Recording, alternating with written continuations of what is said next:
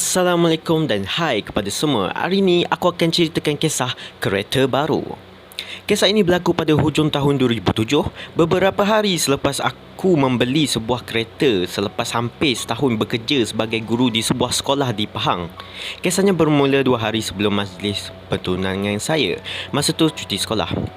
Dan kakak serta makcik serta sepupu pulang ke kampung untuk turut meraihkan masjid saya.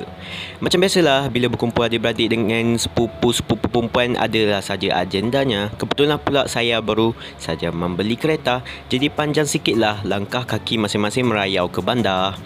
2 hari sebelum majlis pertunangan, kami keluar ke bandar dan pulang menjelang maghrib. Untuk sampai ke rumah, perlu melalui satu lorong bersebelahan sebuah asrama lama dan kawasan itu gelap tanpa sebarang lampu. Kebetulan sewaktu masuk saja lorong itu, azan maghrib berkumandang dan kami pula sedang bergelak ketawa sakan dalam kereta itu, tak fikirkan langsung keadaan sekeliling. Sampai di rumah, kami masih lagi bergelak ketawa sambil saya mencuba kasut yang baru dibeli. Bila mak menegur, masing-masing sedar yang kami dah terlambat untuk solat maghrib.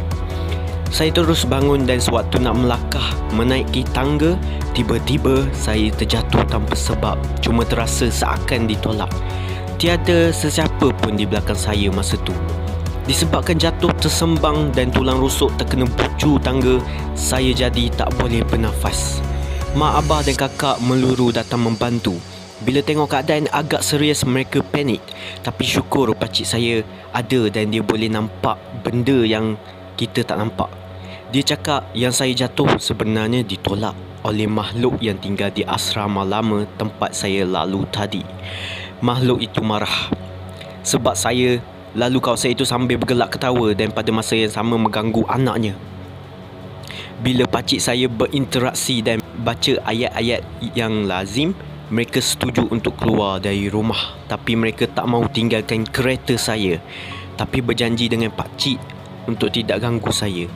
Selesai majlis pertunangan 2 hari kemudian, mak bawa saya ke rumah seorang ustaz yang cacat penglihatan tapi hijabnya terbuka luas.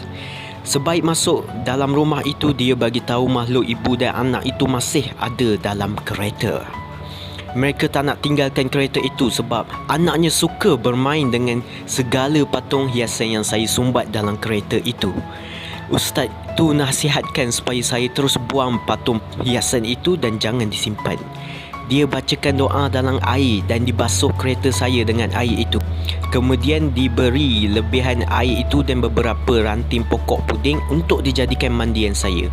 Balik ke Pahang beberapa hari kemudian, saya buat acara mandi itu sendiri.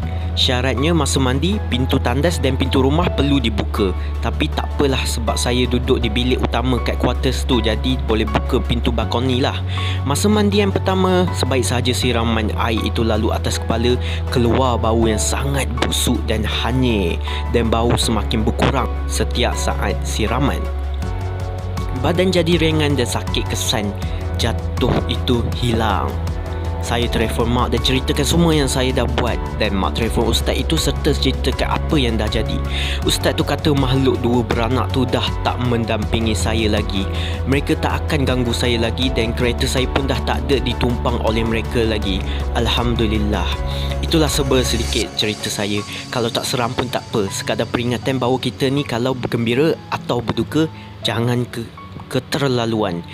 Jangan leka menggenjakan solat dan perlu ingat atas dunia ni ada makhluk halus, jin, syaitan dan iblis ada tempatnya. Sekian. Itu saja cerita saya pada kali ini. Jangan lupa follow Twitter Soap Kelawar. By the way, saya hanya menceritakan kisahnya. Okey, itu sahaja.